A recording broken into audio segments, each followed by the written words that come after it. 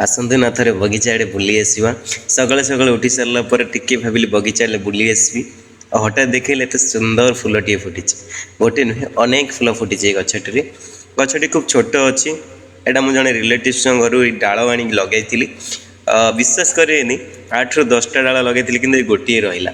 तो सतरे देखो केते सुंदर भाव में फूल गुड़िक फुटी केते निरीह केते सरल और केते सुंदर सतरे सब मनीष जी सुंदर मनोभाव नहीं बचते ना ये दुनिया रे कली झगड़ा किसी रुहते ना देखो केते सुंदर भाव में फुटी खाली कथा नुहे अनेक किसी टिप्स शेयर करी केमती गछ गुड़िक फूल फुटो केमती गचर जत्न ने तो डेली डेली वीडियो सहित जोड़ी रही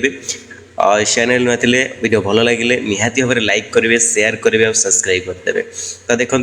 यहाँ को गोलुबास फूल आम कहूँ आपण कौन कहती मत कमेंट करेंगे कहीं मुझे कौन फूल गचर नाम एत भल भाव में जानी ना तथापि गछ को भल पाए फूल को बहुत भल पाए से जो फूल मत सुंदर देखा जाए एमती कह गले प्रत्येक फूलर किसी ना कि सौंदर्य रही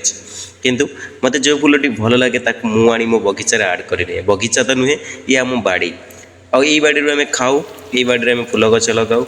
आ फूल को देखने मत बहुत खुशी लगे देखो केते सुंदर सारा तराटा फूल बड़ा जोटा कि आम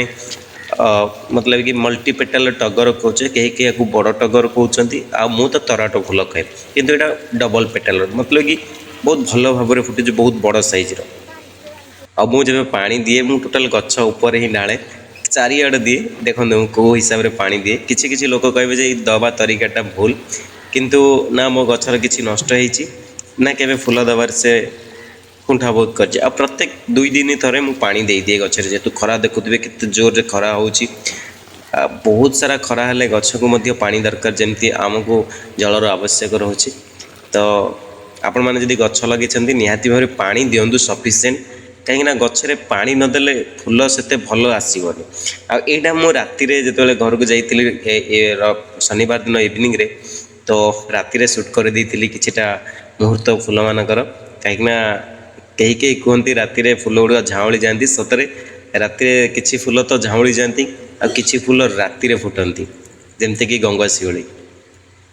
आउ मोर गोटे मंदार फूल अच्छी जोटा कि मुझे पूर्व आपको देखी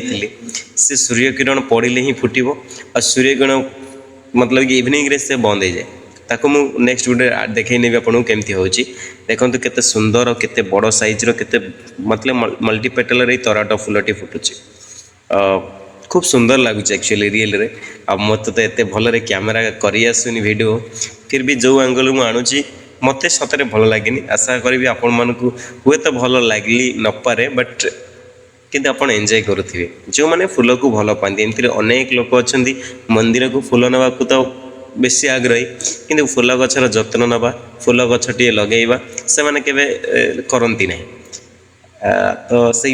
कहबी निहती भाव आप सभी केवल जो फूल गछ या नुहे प्रत्येक व्यक्ति 2-4 लेखे गछ लगे आम ये पृथ्वी हरा भरा परिपूर्ण हो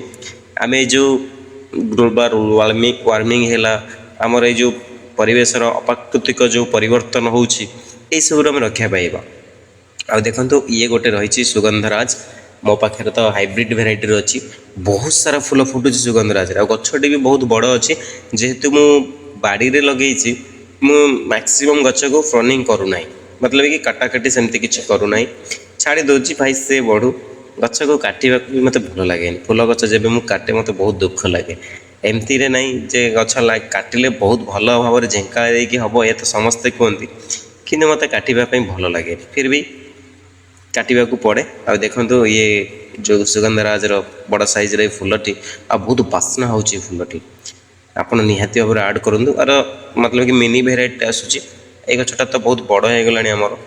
आउ ढेर सारा फूल मतलब कि 8-10टी फूल है आप गोटे स्पेस नब बहुत बढ़िया जगह मतलब गोटे थाली हम हो ये तो आपने समस्ते जानी आपणकर चंपा काठ चंपा कहीं कहते कहीं नागचंपा कहते एक्चुअली नागचंपा नुहे ओके आ व्हाइट कलर एत धड़ा ना मतलब कि क्षीर परिका एत धड़ा आप विश्वास करेंगे पाखर देखिले तोड़े बहुत सुंदर लगे फूलटी तो निहाती भाव में आपको आड करूँ बगीचारे आउ ये तो आपको देखिए केते सुंदर देखो गोटे एंगल फटोटी उठे कहतुनि बहुत सुंदर लगुच फूलटी या वायर रोज भेराइटी टाइप मुझे गोटे देखी पूर्व वीडियो जो मैंने देखना काइंडली देखिए बहुत बढ़िया लगुच रोचे देखा किसी अपडेट सहित କିଛି ନୂଆ ଫୁଲମାନଙ୍କ ସଙ୍ଗୀତ। ଜୟ ଜଗନ୍ନାଥ।